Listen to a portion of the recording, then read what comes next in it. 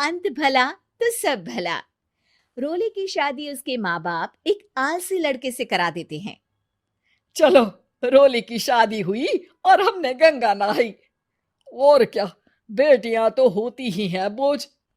हाँ, पर अब क्या चिंता, उतार तो दिया बोझ तुमने। अब वो लोग समझे।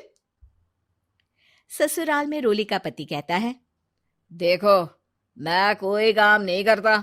ये बात तुम्हारे मम्मी पापा को बता दी थी मैंने। अब जो किराया आता है दुकान का, उसी से घर का गुजारा करना है। कभी भूल से भी कोशिश ना करना किसी चीज की डिमांड की। क्या मम्मी पापा को पता था कि आप कोई काम नहीं करते? और क्या, बड़ा अच्छे से पता था। उन लोगों को तो तुम बोझ लगती थी। बोल रहे थे कि बस शादी कर लो, और कोई मतलब नहीं है। रोली को यह सुनकर बहुत गुस्सा आता है, लेकिन करती भी तो क्या, क्योंकि वो जानती थी कि उसके माता पिता ऐसे ही हैं। जैसे तैसे रोली दिन काट रही थी। रोली को एक प्यारी सी बेटी होती है। धीरे धीरे वो बड़ी होती है और उसके साथ उसकी जरूरतें भी बढ़ती जाती हैं। सुनिए जी, अब तो सिमी बड़ी हो रही है, उसका स्कूल में दाखिला कराना है। मैंने अब तक तो जैसे तैसे समय काट लिया, लेकिन मैं बच्ची की परवरिश में कोई कमी नहीं रखूंगी। अरे क्या है यार, अब तो लगता है कोई ना कोई काम ढूंढना ही पड़ेगा। अब पति रोज काम की तलाश में जाता और बिना किसी काम के वापस आ जाता। रोली समझ जाती है कि पति के अंदर अब काम करने की क्षमता नहीं है। वो बेटी को उच्च शिक्षा देने के लिए कुछ करना चाहती थी, लेकिन करती तो क्या करती। एक दिन रोली की सहेली कहती है, रोली, मेरी कोई औलाद नहीं है। अगर तू मेरी औलाद को जन्म दे तो मैं तुझे तेरे मुंह मांगे पैसे दूंगी। अरे, तेरी औलाद को मैं कैसे जन्म दे सकती हूँ? सरोगेसी से। बच्चा मेरा और वैभव का ही होगा, लेकिन कोख तेरी होगी। ये संभव है रोली। रोली कुछ सोचकर कहती है, मुझे मंजूर है, लेकिन मैं इसका 2 लाख रुपया लूंगी। अरे कोई बात नहीं, मुझे मंजूर है। रोली खुश हो जाती है कि एक बच्चा पैदा करने का उसे 2 लाख रुपया मिलेगा। वो घर आकर पति को बताती है, वो भी खुश हो जाता है। अब क्या था, डॉक्टर के पास जाकर सहेली का बच्चा रोली की कोख में पलने लगता है। मुझे 20,000 चाहिए मेरे बेटी के एडमिशन के लिए। हाँ हाँ ठीक है, मैं उसके एडमिशन से लेकर सारे खर्चे उसके अकाउंट में डाल रही हूँ। रोली की बेटी का एडमिशन हो जाता है। रोली को लगता है कि वो अब सब कुछ ठीक कर देगी। दिन और महीने आगे बढ़ते हैं। अब एक दिन, एक बात कहूं जी, काश इस बच्चे को मैं रख पाती। मैं अब इससे काफी जुड़ गई हूँ। अरे यार, पता नहीं किसका बच्चा है। अपने पास है ना अपनी मुन्नी। हाँ, लेकिन अब मैं भी इस बच्चे से जुड़ाव फील करने लगी हूँ। लेकिन मैं ये जानती हूँ कि ये मेरा बच्चा नहीं है। दोनों की जिंदगी ठीक चल रही थी, लेकिन कहते ना कि सुख का पल ज्यादा लंबा नहीं होता। एक दिन रोली की सहेली का फोन आता है। रोली, मुझे अब ये बच्चा नहीं चाहिए, मैं अपने पति को छोड़ रही हूँ। अरे लेकिन मुझे पैसों की जरूरत है, बच्चा तुम्हारा है, मैं क्या करूंगी? सहेली बिना कुछ बोले फोन काट देती है, फोन स्विच ऑफ कर देती है। लेकिन रोली के जीवन का तूफान यहीं नहीं रुकता। रोले, मैं इतना भार नहीं उठा सकता। आज पढ़ाई का पैसा मांग रही हो, कल को शादी, कॉलेज और पता नहीं क्या क्या। मैं तुम्हें छोड़ रहा हूँ। अपनी बच्ची उठाओ और निकलो इस घर से। अरे पर मैं कर तो रही हूं ना बच्चे के लिए काम, आप आराम से रहिए ना। क्या काम कर रही हो, देख रहा हूं मैं।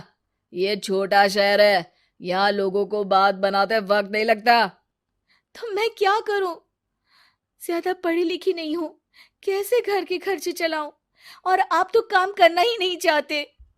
हाँ, ना चाहता हूं और ना ही करूंगा। रोली को पति की बात पर काफी गुस्सा आ जाता है। ठीक है, अगर मेरे जीवन में संघर्ष ही लिखा है तो वही सही। इस वक्त पति होने के नाते आपको मेरा साथ देना चाहिए था, लेकिन नहीं, आपने तो इस हाल में मुझे घर से बाहर निकालने की बात कह डाली। देखो, ये सारी फालतू की बातों के लिए वक्त नहीं है मेरे पास। रोली, जिसकी कोख में किसी और का बच्चा था और साथ छोटी सी बेटी, पति का घर छोड़कर रास्ते पर आ जाती है। रोली के पास मायके के सिवा दूसरा कोई रास्ता नहीं होता। अरे रोली कैसी है? कितने दिनों के लिए आई है? हमेशा के लिए माँ। वो माँ को सारी बात बता देती है। ओए लड़की, इतनी हिम्मत का काम कर लिया। अरे ना ना, यहाँ कोई जगह नहीं है। तुम तो अपना बोरिया बिस्तर उठाओ और निकलो यहाँ से। रोली के पास अब मायके का रास्ता भी नहीं बचता। वो चुपचाप बच्ची को लेकर जा रही थी कि उसे दर्द होता है और वो डॉक्टर के पास चली जाती है। और फिर वहां वो एक प्यारे से बेटे को जन्म देती है। कितना प्यारा है। कितने अभागे हैं इसके माँ बाप जो इसके पैदा होने पर भी नहीं है। तभी वहां डॉक्टर आ जाती है। रोली, बच्चे के पिता तुमसे मिलना चाहते हैं। आपका बहुत बहुत शुक्रिया। मैं इस बच्चे को पालूंगा। भले ही इसकी माँ ने इसे छोड़ दिया हो, पर मैं अपनी जिम्मेदारी निभाऊंगा। तो क्या आप मुझे इसके पैदा करने के लिए जिन पैसों की बात हुई थी वो भी देंगे? हाँ, और साथ ही आप चाहें तो मेरे घर में रहकर मेरे बच्चे की देखभाल भी कर सकती हैं। मैं उसके लिए आपको सैलरी दे दिया करूंगा। रोली को लगता है कि जैसे भगवान ने उसके लिए सुकून का रास्ता खोल दिया। वो अब मुकेश के साथ उसके घर चली जाती है, जहां रहकर वो उस बच्चे की देखरेख करती है। अब मुकेश के घर को रोली अच्छे से संभाल लेती है। उसके लिए खाना बनाने से लेकर बच्चों की देखभाल और घर की देखरेख। धीरे धीरे मुकेश को रोली से प्यार हो जाता है। रोली, तुम्हारी बेटी और मेरा बेटा बिल्कुल भाई बहन की तरह साथ रहते हैं। हाँ, आखिर है तो एक ही कोख के बच्चे, अटैचमेंट तो होगा ही ना। रोली, तुमने घर और मुझे दोनों को संभाल लिया। ये तो मेरा काम है। आपने भी तो मुझे छत दी जिससे मैं अपनी बेटी की पढ़ाई और भविष्य के लिए पैसे जोड़ सकूं। अब रोली, क्या तुम मुझसे शादी करोगी? अब मैं जानता हूं तुम्हारी भी शादी कुछ खास अच्छी नहीं रही। रोली को मुकेश की बात ठीक लगती है। वो उसे हाँ बोलने की सोच ही रही होती है कि उसके पहले पति का फोन आ जाता है। रोली, मैं बहुत परेशान हूँ। मेरा एक्सीडेंट हो गया है। मैं चाहता हूँ तुम वापस आ जाओ। रोली को पुराने पति की चिंता होने लगती है।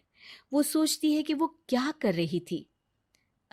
हाँ हाँ ठीक है, मैं आ रही हूँ। हाँ रोली, आ जाओ, लेकिन बच्ची को कहीं हॉस्टल में छोड़कर आना, क्योंकि मैं नहीं चाहता कि हम लोगों के बीच फिर से वो सारी बातें हो।